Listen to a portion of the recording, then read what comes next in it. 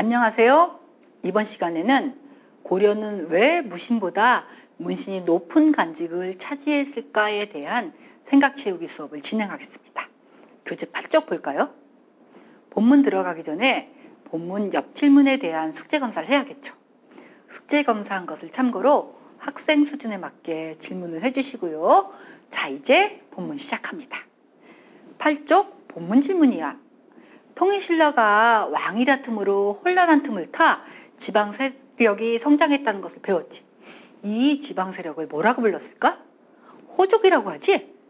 자신의 지역 백성들의 지지를 등에 업은 호족들은 어떤 일을 했어?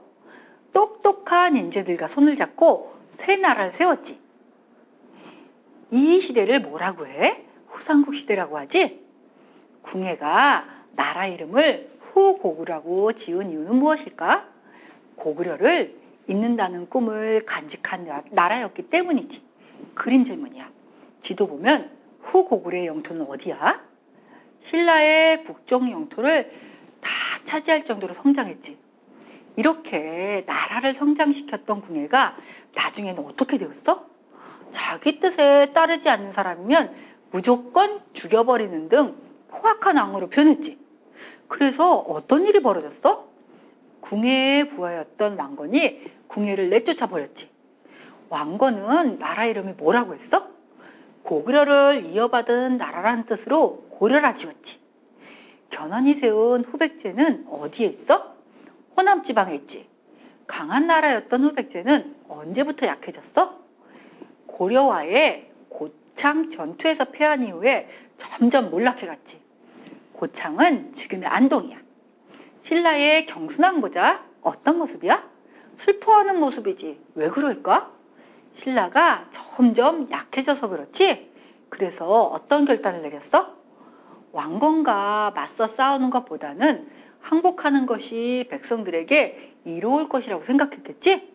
그래서 결국 신라는 고려에 항복을 했어. 후삼국을 통일한 나라는 어떤 나라야? 고려지. 선생님 버전입니다. 927년에 고려 왕건은 공산에서 후백제와 전투를 벌이지만 고려군이 크게 패하고 말았어요.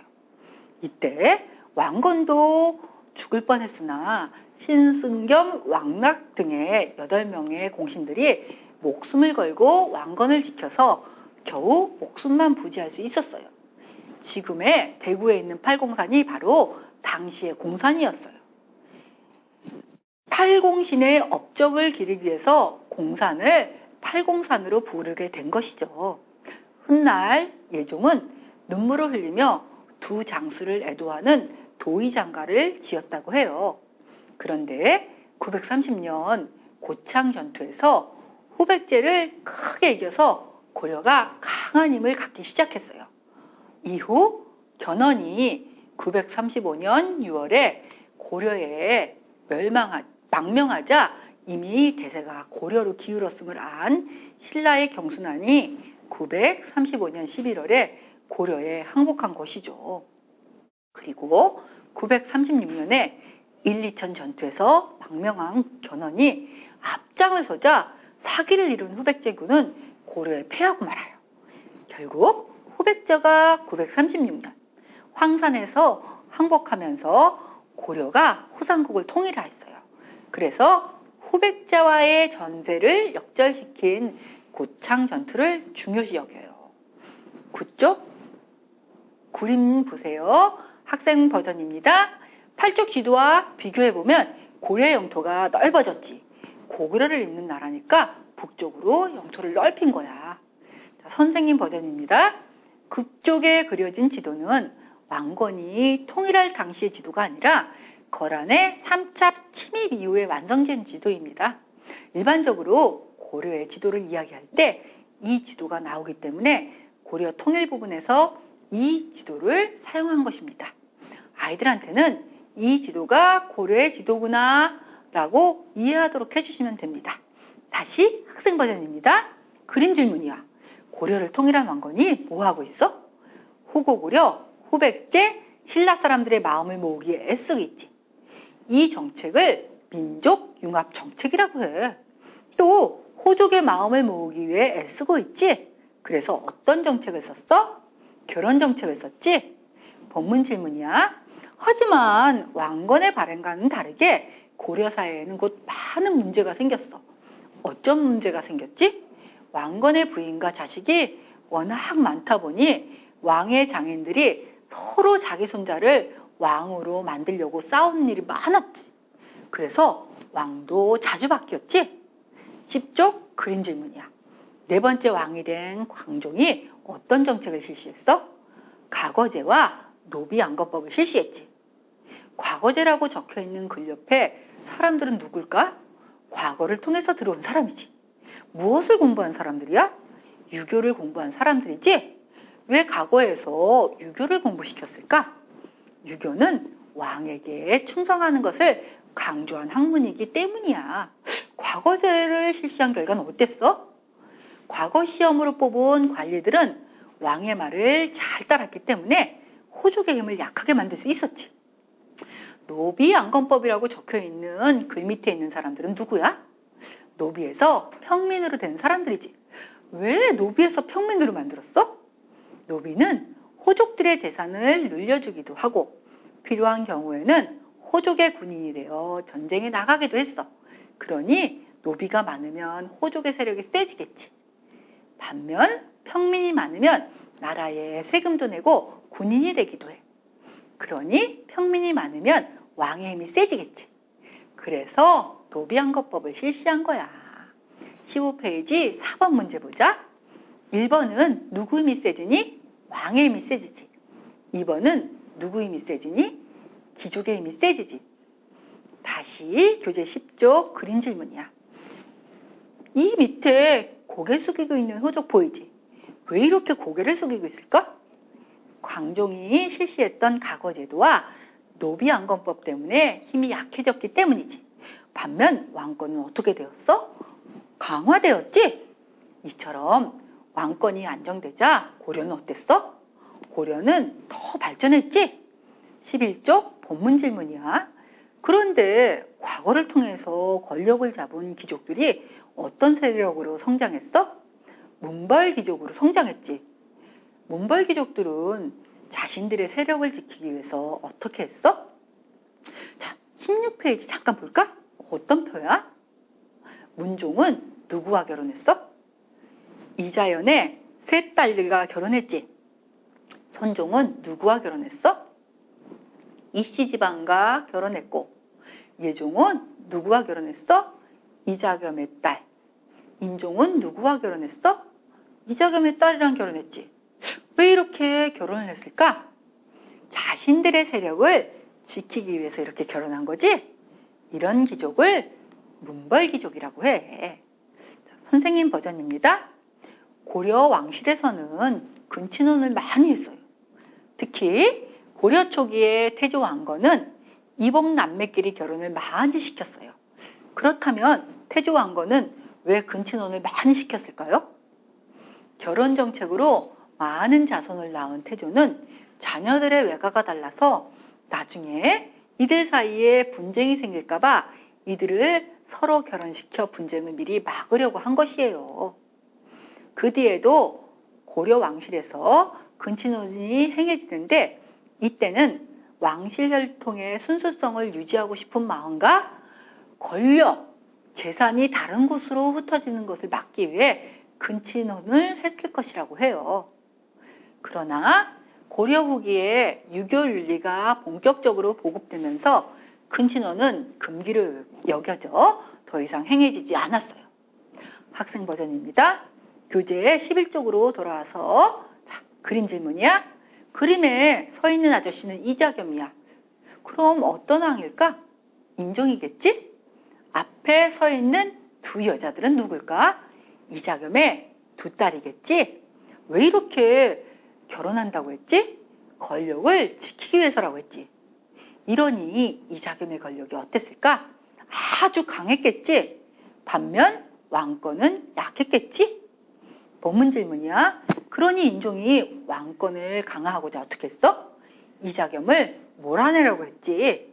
입김새를 먼저 한 이자겸이 어떻게 했어? 부하인 척중경을 시켜서 궁에 불을 지르고 반란을 일으켰지. 하지만 이자겸은 어떻게 되었어? 척중경의 배신으로 이자겸의 나는 실패했지. 이러니 인종의 마음이 어땠을까? 인종의 마음은 무척 서글펐겠지. 그때 묘청이라는 스님이 나타나서 어떻게 했어? 이런 일이 생기는 이유는 개경에 명당 기운이 떨어졌기 때문이니 서경으로 도읍으로 옮겨가야 왕권이 다시 강해질 수 있다고 했지. 서경이 어딜까? 그쪽 지도 보자. 그린 질문이야. 서경이 어디니? 고려의 도읍지였던 평양성이야. 고려는 고구려를 잇는 나라라서 평양을 중요시했어. 그래서 서경을 서쪽에 있는 도읍지라는 의미로 서경이라고 부른 거야. 남경은 뭘까? 남쪽에 있는 도읍지 서울이야. 고구려는 남쪽으로 쳐들어오기 위해서 도읍지를 국내성에서 평양성으로 옮겼지. 그럼 묘청이 서경으로 천도하자는 의미는 뭘까? 도읍지를 북쪽으로 옮겨서 북쪽으로 쳐들어가서 고구려의 땅을 되찾자는 의미야. 12쪽 본문 질문이야. 묘청의 주장에 인종은 어떻게 했니? 그렇지 않아도 문벌귀족에게 시달리던 인종은 묘청의 말대로 서경으로 천도하기로 했지. 그림 질문이야. 그림에 있는 왕은 인종이야. 저 스님은 누굴까? 묘청이겠지? 갑옷 입은 장군은 김부식이야. 두 세력이 뭐라고 말하며 싸울까? 묘청파는 서경으로 천도하자고 하고 김부식파는 서경 천도를 반대하고 있지. 김부식을 중심으로 한 개경의 귀족들은 왜 서경 천도를 반대하는 거야? 왕이 서경으로 가버리면 개경의 남은 신하들의 세력이 줄어들기 때문이지. 하지만 인종은 서경으로 천도하겠다고 결정을 내렸지. 이 와중에 서경에 짓던 궁궐에 어떤 일이 생겼어? 서경에 짓던 궁궐이 벼락에 맞아 불타버리는 일이 일어났지. 이를 핑계로 김부식 등의 개경 세력들이 어떻게 했어? 천도를 하면 안 된다고 강하게 반대를 했지. 인종은 어떤 결정을 내렸어? 인종은 서경 천도를 하지 않기로 결정을 했지. 이러니 묘청의 입장은 어땠을까? 난처한 처지가 된 묘청은 서경에 대의욱이란 나라를 세웠지. 이 소식을 들은 인종은 어떻게 했어? 김부식을 총사령관으로 임명한 후 서경으로 보냈지. 결국 묘청의 서경천도 운동은 어떻게 되었어? 김부식의 공격을 받은 묘청의 반란은 1년 만에 진압되었지. 선생님 버전입니다. 역사가이자 독립운동가였던 신채호는 조선 역사상 인천년래 제1대사건이라는 논설에서 이 사건을 매우 높게 평가했어요. 이 논설이 발표된 것은 1925년으로 신채호는 조선이 망한 이유를 사대주의에 물든 유교 사상이 나라 전체를 지배했기 때문이라고 생각했어요. 반면 칭제 권원과 금나라 정벌을 주장한 묘청의 서경천도 운동은 자주적이고 진취적인 사건으로 여겨진 것이지요. 하지만 요즘은 다른 시각으로 묘청의 서경천도 운동을 평가하기도 해요. 묘청은 당시 동북아시아의 최강자였던 금나라를 상대로 전쟁을 벌이자면서 그 준비에 대해서는 어떤 주장도 하지 않았다고 해요. 단지 서경천도만으로 모든 것이 실현될 거라고 말했을 뿐인 것이죠. 그래서 서경천도의 목적은 서경 세력이 정치적 주도권을 잡으려는 데 있었고, 칭제 권원과 금나라 정벌은 서경천도를 관철하기 위해 내세운 명분에 불과했다는 것이죠. 묘청의 주장이 타성에 빠져있던 고려 지배층에 대한 비판의 목소리를 담은 것은 분명하지만, 그렇다고 그를 자주적이고 진취적인 인물로 부각시키는 것은 바람직하지 않다고 평가를 하는 것이죠. 다시 학생 버전입니다. 13쪽 본문 질문이야. 김부식은 문신이었어. 문신이 누구야? 지금으로 말하자면 학자들이지? 그런데 학자가 묘청의 난을 진압하러 간 이유가 무엇일까? 사호 쪽에 있는 연대편을 보자. 당나라가 멸망하고 5대 19기라고 써있지. 이 나라는 무신들의 나라였어. 그리고 여기를 송나라가 통일했지. 그러니 송나라에서는 무신들이 다시 나라를 세울까봐 걱정했을까? 맞아. 그래서 문신 위주의 정치를 했어. 고려도 송나라에게 배웠기 때문에 문신 위주의 정치를 했어. 그래서 과거 시험에도 무신을 뽑는 시험이 없었어. 그러니 무신은 아무리 애를 써도 높은 벼슬 자리를 차지할 수 없었겠지. 총사령관도 누가 되었겠어? 문신들이 총사령관을 했겠지? 이런 상황이니 무신들이 어땠을까? 불만이 아주 많았겠지. 그림 질문이야. 결국 의종 때 어떤 일이 벌어졌어? 무신의 날이 벌어졌지. 의종은 떨어진 안건을 강화하려고 노력했지만 할 수가 없었어. 왜 그랬을까? 문벌 귀족들의 세력에 눌러 개혁을 할 수 없었던 거지. 그래서 개혁을 포기하고 흥청망청 놀기만 했어.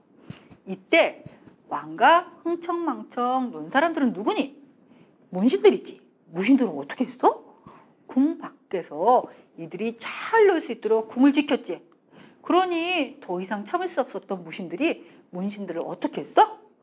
반란을 일으키고 문신들을 죽여버렸지. 그리고 왕까지 내쫓아버렸지.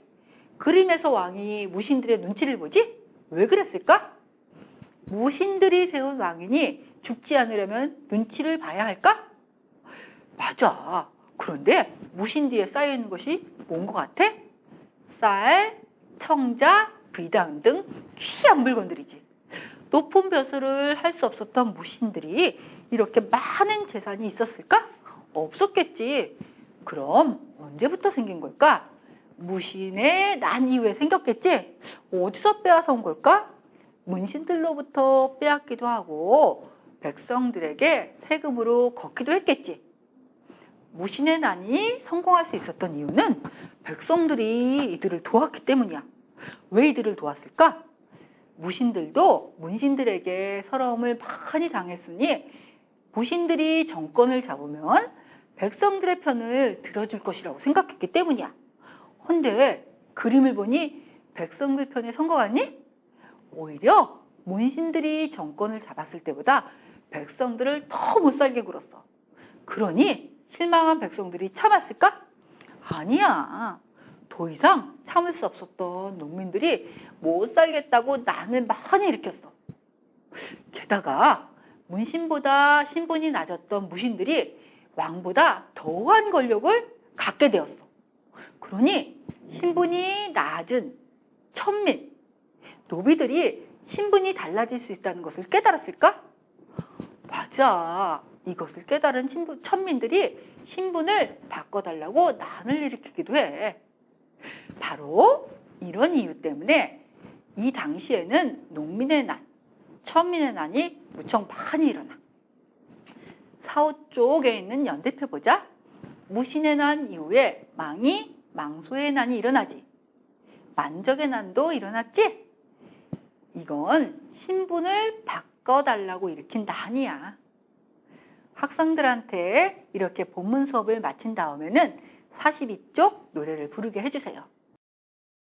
강화도에는 어떤 강들이 모여있니? 예성강, 임진강, 한강이요. 이렇게 강들이 모이니 물살이 어떠니? 세죠. 그래서 적들의 침입이 어려웠지? 네. 자, 우리나라 황해 생각해봐. 민물과 썰물의 차가 어때? 많아요. 그래서 뭐가 많이 생겼어? 갯벌. 그렇지. 자, 그런데 고려시대 때는 갯벌을 어떻게 했어? 간척했어요. 그래서 거기서 농사를 지었지? 네. 커다란 섬이 됐대. 원래 5번째로 큰 섬이었는데 몇 번째로 큰 섬이 됐니? 네 번째요. 아유, 잘했어. 자, 우리 이걸 노래로 해보자. 네. 시작. 강화도에는 예성강, 임진강, 한강이 모여들지요. 강들이 모이니 물살이 세서 적들의 침입이 어려워. 2절. 광해에는 밀물과 썰물로 갯벌이 많이 있지요. 갯벌을 간척해 농사가 잘 되고 커다란 섬이 됐어요. 했어요. 아유, 잘했어. 네. 그런 다음 수업 직후 복습을 해주시면 됩니다. 이번 시간에는 고려의 후삼국 통일과 광종의 왕권 강화책, 그리고 문벌귀족의 탄생과 무신의 난을 알아보았습니다. 다음 시간에는 왜 고려 청자가 송나라 청자보다 우수할까? 라는 주제를 가지고 강의를 진행하겠습니다. 수고하셨습니다.